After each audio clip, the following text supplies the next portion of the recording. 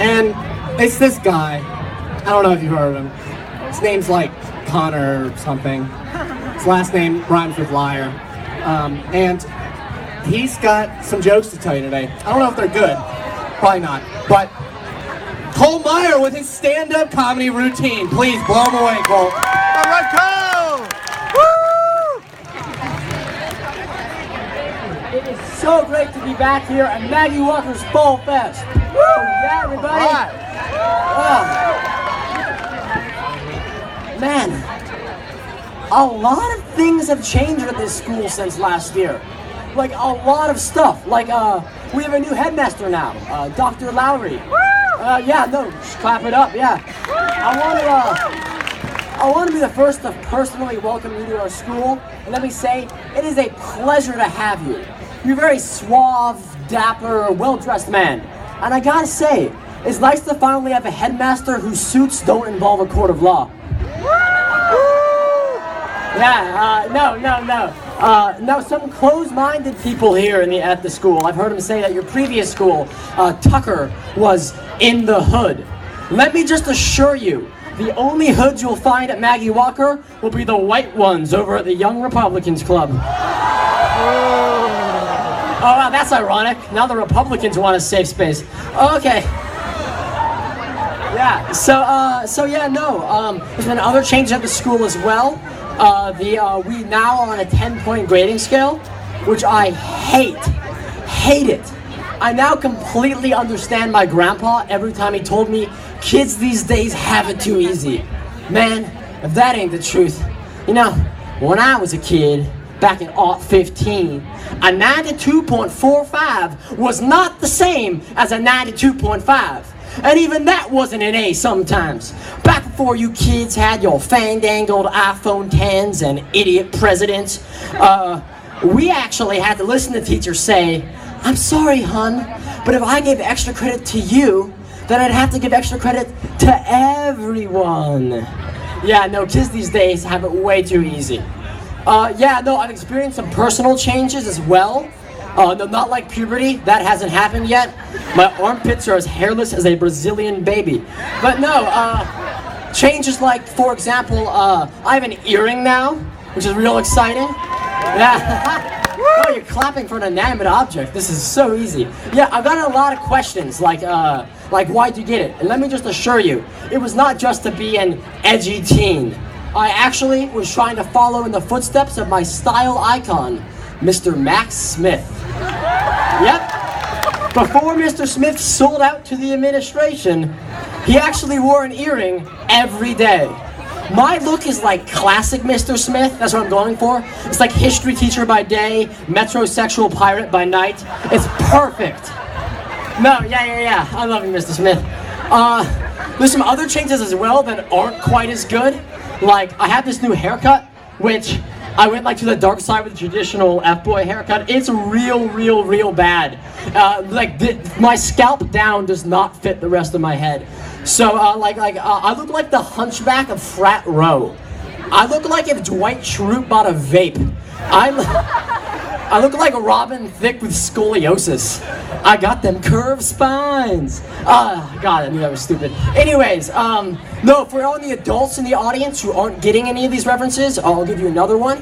I'm like the villain in any 80s John Hughes movies.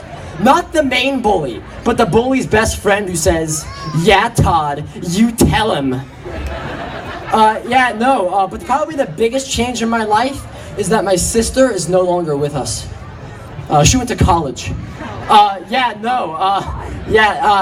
I actually honestly love being an only child because having an older sister created many awkward situations. I've had to buy so many feminine products from stores that the guys at CVS yell, "Hey, tampon guy is here," every time I come in. Honestly, the most uncomfortable moments of being with my sister actually came from talking with her ex-boyfriend, Harish. She dated the same guy for 3.5 years. So naturally, even after they broke up, he and I stayed pretty good friends. So we'd be talking and he'd give me girl advice, like hand-holding and flirting, normal stuff like that. And then eventually, the conversation topics got a little less simple. Not really PG, if you know what I'm talking about. So we're having a conversation, and we're laughing, I'm listening, it's real interesting. And about a third of the way through one of his tutorials, I came to a realization. This man has dated one girl in his entire high school life. I am listening to the lessons he learned from dating that girl. That girl is my sister. I now know the exact right way to make out with my sister. Yeah, that may seem normal for you Hanover people in the audience, but for the rest of us, that's some pretty scarring stuff. I'll be pushing that deep down, but when I know for a fact when I'm 45 and about to start my 4th marriage, that will come back up in therapy. So yeah, other changes. I drive now, which is so exciting. Who can drive here? Woo, yeah. Woo. So, not Sawyer anymore. So yeah, no, the interesting thing about driving is that my parents told me I could get any car I wanted, regardless of model. So naturally, as all of you real players in the audience have already realized, I decided to get a Prius. Not just any Prius, a gold 2004 Prius with 140,000 miles. So, I misspoke, it's not actually gold, the color is majestic desert rose gold, so apologies to any offended Prius owners in the audience. Yeah, no, but seriously, driving a Prius, I never felt cooler than when I'm cruising down the road. Like, you think your Hummer's cool because it's 3 feet tall wheels and makes you feel like a real big boy? My Prius has seat warmers that makes my booty warm and cozy. You think your fancy car is cool because it has a top that goes all the way down? My Prius has 4 windows, and 3 of those go all the way down. Yeah, no, my Prius gets me into an exclusive community of fellow Prius drivers, where we only talk about how our Priuses make us so much better than everyone else. It's the best. Yeah, our sister communities are CrossFit bros and vegans. I get so many perks from my Prius. Like, let me just list off all the perks I get, okay? I get great gas mileage. I'm saving the environment. I can park anywhere. And with a Prius, I never have to worry about the possibility of teen pregnancy. Yep. My virginity is locked safe and sound in the glove box, where I will never lose it for the rest of high school. So yeah, I drive now, which is interesting. Another new thing is I think I now know how to successfully flirt, all thanks to ASL class. Yeah, no, it happened because I had a crush on the girl sitting next to me. But the issue is, getting it to the point where you ask a girl out is way too complicated. Like, if you think about it, it should be 4 steps, right? Talk, get number, text, ask out. That's it. 4 steps, and then you're going on a date. For me, it was a little less simple. It was meet girl, sit silently next to her for 3 weeks, waiting for her to say hi. Realize you're in ASL class, and that's why she's not saying hi to you. Start paying attention in ASL class so you can talk to the girl. Learn ASL. Let me stop myself. I'm 4 steps in, and already I have to learn an entire language just to ask a girl out.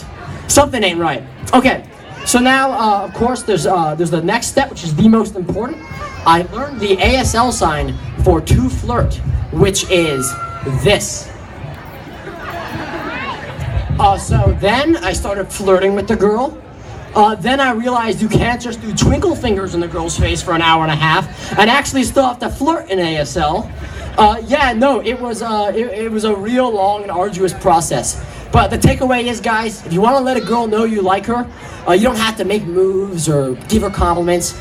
You only have to do 2 steps. Do it with me, boys. 1, 2. Yeah. So no, I'm actually single going to homecoming this year. Just give a really interesting perspective to things. Like in 9th grade we read Macbeth, and that seems like a real healthy relationship now. We also read Oedipus Rex that year.